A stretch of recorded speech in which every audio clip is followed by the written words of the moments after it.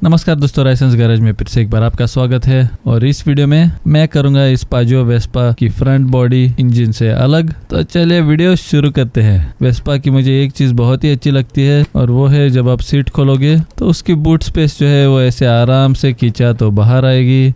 इसको कोई स्क्रूज नहीं रहते हैं, तो इसको पहले आपको बाहर निकालना है। तो इधर क्या क्या चीजें अभी आपको छोड़नी है वो मैं आपको इस वीडियो में दिखाऊंगा, लेकिन वो छोड़ने से पहले आपको आपकी बाइक जो है वो ऐसे पोजीशन में रखनी है ताकि आपको उसको आगे लेके जाना मिलना चाहिए, नहीं तो आप दिक्कत में पड़ जाएंगे। आगे इस वीडियो में आपको मालूम पड़ेगा क्या मैं बोलने को जा रहा हूँ वो। तो चलिए कनेक्शन छोड़ने को चालू करते हैं। तो पहले निकालना पड़ेगा आपको आपका कार्बोरेटर। तो पहले ये वैक्यूम का पाइप छोड़िए। वैक्यूम का पाइप छोड़ने के बाद ऐसा एक टी स्पैनर लीजिए और कार्बोरेटर को 2 बोल्ट रहते हैं, वो दोनों बोल्ट को आपको बाहर निकालना है। एक बोल्ट को ऐसे टी स्पैनर लेके आप लूज कर सकते हो, लेकिन दूसरे साइड का बोल्ट निकालने के लिए आपको टी स्पैनर का इस्तेमाल करने को नहीं मिलेगा। इधर आप देख सकते हैं वो ठीक से आप नहीं डाल सकते हो, तो उसकी वजह से आपको 8 mm का पाना लेना है और ऐसे ऊपर से उसको लूज करना है। तो लूज करने के बाद ये दोनों बोल्ट को बाहर निकालिए। ये निकल गए मेरे दोनों बोल्ट बाहर। ये दोनों बोल्ट बाहर निकालने के बाद एयर फिल्टर कनेक्शन को एक रिंग रहेगा, उस रिंग का स्क्रू लूज कीजिए। अब ये एक्सेलरेटर केबल बीच में आता है, इसको पहले छोड़ेंगे, इसको ऐसे लूज कीजिए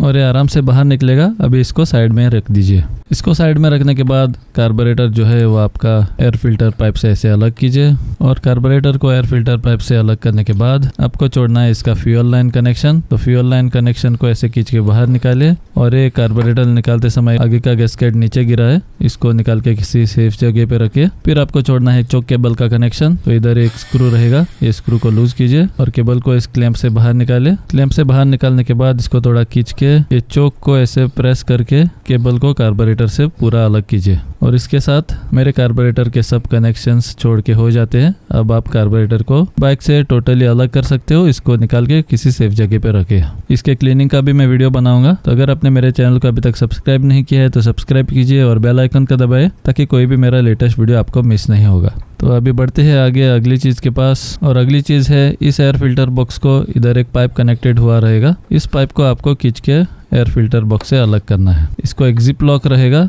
आप चाहे तो वो जिप लॉक कट करके भी निकाल सकते हो, लेकिन बाद में वापस बिठाते समय आपको वो जिप लॉक और खरीद के लाने पड़ेंगे। तो ये छूट गया मेरा पाइप। इसको छोड़ने के बाद ये चोक केबल और एक्सेलरेटर केबल एक क्लैंप में रहेंगे। एक क्लैंप का ये बोल्ट निकालिए और एक क्लैंप को एयर फिल्टर बॉडी से अलग कीजिए। इसको अलग करने के बाद ये बोल्ट को वापस उधर ही लगा के रखिए ताकि वापस डालते समय आपको वो आसानी से मिल जाए। फिर आपको निकालना है ये सेंसर। ये सेंसर को भी एक ऐसा 8 mm का बोल्ट रहेगा, ये बोल्ट निकालिए और ये सेंसर को इंजन से अलग कीजिए।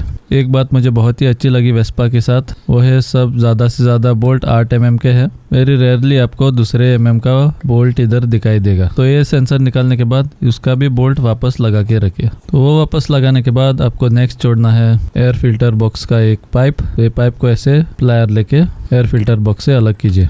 उसको अलग करने के बाद आपके स्टार्टर मोटर को 2 वायर्स कनेक्टेड हुए रहेंगे, वो दोनों वायर्स को आपको छोड़ने हैं। तो एक तो ऐसे रबर के नीचे रहेगा, ये रबर को आपको थोड़ा खींच के नीचे करना है और अंदर जो स्क्रू है उसको स्क्रू ड्राइवर लेके बाहर निकालिए। लेकिन इसको एक्सेस करने को आपको बहुत दिक्कत पड़ेगी क्योंकि इधर एक एयर फिल्टर बॉक्स से पाइप रहेगा और दूसरा वायर छोड़ने के लिए आपको तो पूरा एयर फिल्टर बॉक्स निकालना ही पड़ेगा। तो आप वो पाइप मत निकाले, आप सीधा एयर फिल्टर बॉक्स को ही बाहर निकालिए, जो मैं आपको दिखाऊंगा अगले स्टेप में। तो ये निकल गया बाहर मेरा स्क्रू। तो इसको बाहर निकालने के बाद आपका एक वायर हो जाता है स्टार्टर मोटर से अलग।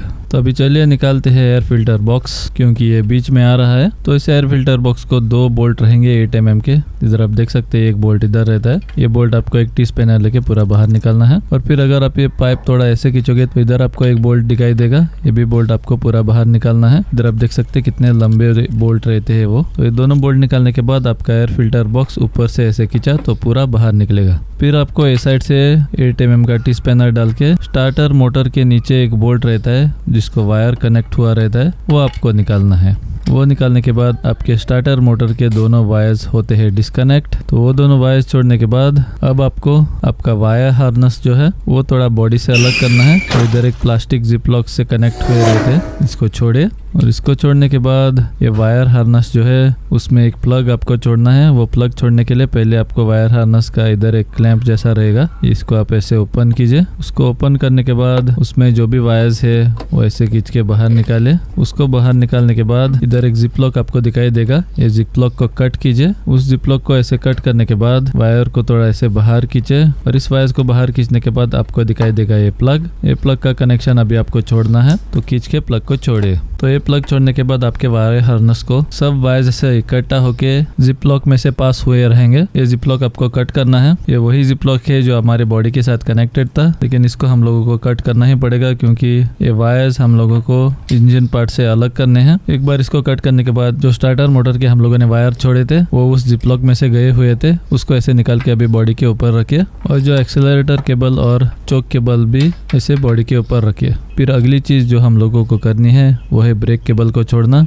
तो ब्रेक केबल को इधर एक नट रहता है, ये नट आपको निकालना है और ब्रेक केबल का ये मेन नट निकालने के बाद इसको इस ब्रेक लेवर से अलग कीजिए। फिर आपको क्लच केसिंग के नीचे आना है और इधर ये ब्रेक केबल जो है वो इस क्लैंप में से पास हुआ रहेगा। इस क्लैंप को आपको लूज करना है और केबल को क्लैंप से बाहर निकालना है। इसको 2 क्लैंप्स रहेंगे, लेकिन दूसरे वाले क्लैंप का बोल्ट आपको पूरा बाहर निकालना पड़ेगा क्योंकि इस क्लैंप से आप केबल अलग नहीं कर सकते हो। फिर आपको केसिंग के और नीचे आना है और इधर आपको एक एलन के का बोल्ट दिखाई देगा। ये एलन के का बोल्ट आपको लूज करना है और उसमें से जो केबल पास हुआ रहेगा उसको बाहर निकालिए। ये सब क्लैंप्स में से केबल बाहर निकालने के बाद ये पास हुआ रहता है आपके मेन स्टैंड के स्प्रिंग के बीच में, उसको ऐसे गैप से बाहर निकालिए और पूरा अलग कीजिए।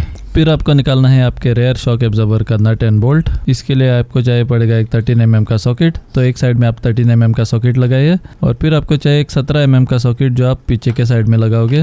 तो पीछे के साइड में 17 mm का सॉकेट लगाइए और आगे के साइड में 13 mm का सॉकेट लगा के इस नट एंड बोल्ट को लूज करके पूरा बाहर निकालिए। इससे आपका शॉक एब्जॉर्बर छूट जाएगा और ये शॉक एब्जॉर्बर छोड़ने के बाद हमारा जो क्लच केसिंग है उसको एक ऐसा पाइप कनेक्टेड हुआ रहेगा जिसको जिप लॉक से टाइट किया हुआ है। ये जिप लॉक कट कीजिए और ये पाइप को छोड़िए। ये पाइप को छोड़ने के बाद अगली चीज मेन चीज है जहां आपको आपका मेन एक्सल बोल्ट जो है वो निकालना है, जो आपके आगे का बॉडी और इंजन को साथ में जोड़ के रखता है। तो ये रहा वो बोल्ट, ये 17 mm का बोल्ट है और इसके दूसरे साइड में अगर आप जाओगे तो वो साइड एक नट रहेगा, वो भी 17 mm का। तो दूसरी साइड में ऐसे किसी को पकड़ के रहना पड़ेगा इस स्पैनर को, नहीं तो ये दोनों साइड घूमता है। और इसको पकड़ के रख के आपको इस साइड से ये बोल्ट को लूज करना है। तो नट पूरा बाहर निकालने के बाद ऐसा एक स्क्रू ड्राइवर लीजिए और दूसरी साइड में जाइए और उस बोल्ट को टैप करके ऐसे इस साइड से बाहर निकालिए। ये इतना बाहर निकालने के बाद आप इसको बॉडी थोड़ी ऊपर खींच के रख के बोल्ट को ऐसे खींचा तो बाहर निकलेगा। अभी मेन हम लोगों का काम हो गया है। अब आपको ऐसा एक स्टूल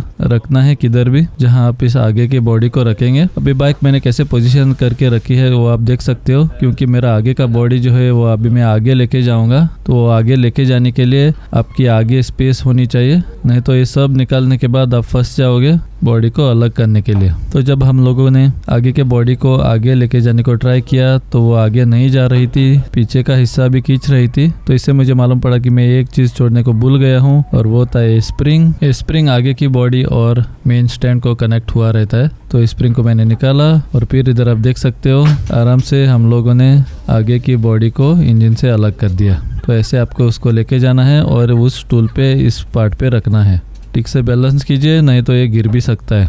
तो इसे हमारा आगे का बॉडी जो है वो इंजन से अलग होता है। इतना काम मुझे करना पड़ा वो स्पार्क प्लग रिप्लेस करने के लिए, जो आप लोगों ने मेरे पिछले वीडियो में देख लिया है। लेकिन इसको वापस कैसे डालते हैं वो भी आपको मैं दिखाऊंगा, नहीं तो आपको बहुत दिक्कत हो सकती है। ये फ्रंट बॉडी को वापस इंजन के ऊपर लगाना और वो एक्सल बोल्ट डालने के लिए, वो एक्सल बोल्ट डालना ही आपका मेन काम है। तो बैक बॉडी को ऐसे पहले जैसे लेके गए थे वैसा वापस लाइए और इंजन के ऊपर रखिए। अब आपका काम है इस एक्सल बोल्ट को डालना।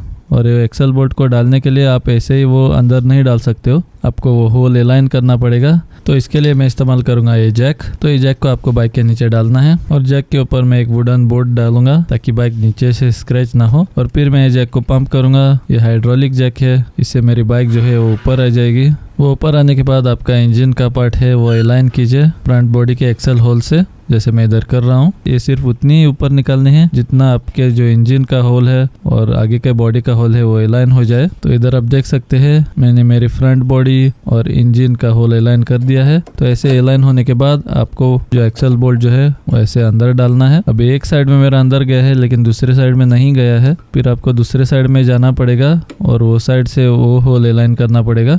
अब आप बाइक को थोड़ा ऊपर नीचे करके भी अलाइन कर सकते हो, लेकिन एक को ये साइड देखना पड़ेगा अगर होल ठीक से अलाइन हो रहा है तो। एक बार इस साइड जो आदमी है उसने देख लिया कि होल अलाइन हो गया है, तो उसने दूसरे साइड में जो आदमी है उसको बोलना है कि अलाइन हो गया है। फिर आपको हथौड़े से मार मार के ये पूरे एक्सल बोल्ट को आर पार करना है। वो आर पार करने के बाद उसका जो नट निकाला था वो वापस डाले, और वो नट वापस डालने के बाद उसको अच्छी तरह से टाइट कीजिए। और अगली चीज आती है ये स्प्रिंग। ये स्प्रिंग का एक एंड जाता है मेन स्टैंड के ऊपर, जैसे मैंने इधर लगाया है, और दूसरा एंड जो है वो ऐसे फ्रंट बॉडी के ऊपर इधर लगता है। तो ये लगा के हो गया है मेरा स्प्रिंग। अब आपको पहले आपका रेयर शॉक जो आपने निकाला था वो वापस कनेक्ट करना है, और बाद में बाकी के कनेक्शन जो आपने छोड़े थे वो वापस लगा सकते हो। तो उम्मीद करता हूँ कि ये वीडियो यूजफुल था। अगर ये वीडियो यूजफुल लगा है तो लाइक और शेयर कीजिए, और अगर आपने मेरे चैनल को अभी तक सब्सक्राइब नहीं किया है तो सब्सक्राइब कीजिए और बेल आइकन को दबाइए, ताकि मेरे लेटेस्ट वीडियो का नोटिफिकेशन आपको आ जाए और ऐसे आपको कोई भी मेरा नया वीडियो मिस नहीं होगा। तब तक के लिए this is Raison Fernandes signing out, until we meet again.